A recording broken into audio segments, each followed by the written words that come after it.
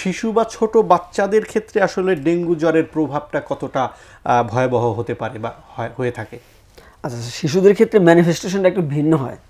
বয়স্কদের যেমন এক ম্যানিফেস্টেশন, শিশুদের ক্ষেত্রে একটু ভিন্ন দেখা যায়। কিছুটা মানে শিশুরা দেখা যায় ছোটো ছোটো জিনিসগুলো আমলায় নেয় না, যার ফলে যখন ওরা অনেক বেশি খারাপ হয়ে যায়, কিছু কিছু দেখা যায় খারাপ হয়ে যাওয়ার পরে তারপরে হসপিটালে আসে।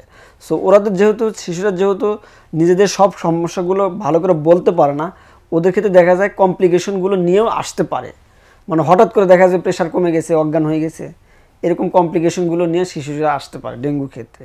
তো শিশুদের ক্ষেত্রে আমাদের এটাই খেয়াল করতে হবে যেন এটিপিক্যাল ম্যানিফেস্টেশনগুলো যেন আমরা খুবই আমলে নিয়ে তাড়াতাড়ি যেন ডাক্তারের পরামর্শ নিই। একাধিকবার ডেঙ্গু জ্বর হওয়ার কোনো সুযোগ আছে কিনা, মানে একই ব্যক্তি এর আগে একবার ডেঙ্গু জ্বর হয়েছে, পরবর্তীতে আবারও হওয়ার ঝুঁকি থাকে কিনা? জি, ডেঙ্গু হওয়ার পর এরকম একাধিকবার হওয়ার সম্ভাবনা আছে।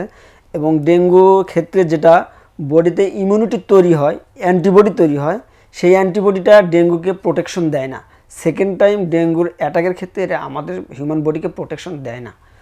তো একাধিকবার আক্রান্ত হওয়ার সম্ভাবনা থাকে। এবং বলা হয় ডেঙ্গু ভাইরাসের ক্ষেত্রে 4টা সেরোটাইপস আছে। আমাদের দেশে বিভিন্ন সময় দেখা গেছে বিভিন্ন ধরনের সেরোটাইপ ছিল। তো আমাদের 24 সালে যেটা ছিল ডেন 3 যেটা সেরোটাইপ, সেটা প্রিভ্যালেন্ট ছিল। এবং বলা হয় যে ডেঙ্গুর ক্ষেত্রে একটা ডেঙ্গু হওয়ার পরে সেকেন্ড ডেঙ্গু যদি অন্য সেরোটাইপস দিয়ে হয়, সেই ক্ষেত্রে দেখা যায় ওই পেশেন্টের ডেঙ্গুর সিভিয়ারিটিটা হওয়ার সম্ভাবনা বেশি থাকে। সুতরাং প্রথমবার ডেঙ্গু হলে যে তার দ্বিতীয়বার প্রোটেকশন দিবে এটা তো সত্য নয়, বরং দ্বিতীয়বার ডেঙ্গু হলে তার সিভিয়ার ডেঙ্গু হওয়ার সম্ভাবনাটা আরও বেশি।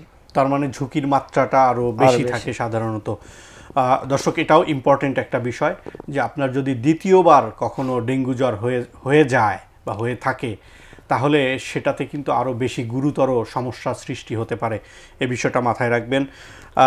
বাংলাদেশের প্রেক্ষাপটে আসলে ডেঙ্গু জ্বরে আক্রান্ত হয়ে মৃত্যুর হারটা, এটা কি আপনাদের মেমোরিতে আছে কিনা বা আপনারা এটা নির্ধারণ করেছেন কিনা?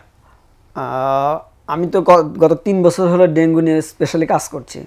কুর্মিটোলা জেনারেল হসপিটালে আমি ডেঙ্গু ফোকাল পার্সন হিসেবে কাজ করছি। তো গত 3 বছরের মধ্যে দেখলাম যে গত বছর কিছু ডেঙ্গুর ডেথ হয়েছিল। এইবার ডেঙ্গু ডেথ ইনসিডেন্সটা খুবই কম। আমার ব্যক্তিগত অভিজ্ঞতা থেকে, আমার হসপিটালের অভিজ্ঞতা থেকে বলছে ডেঙ্গুর মানে এইবার ডেথ রেটটা অনেক কম।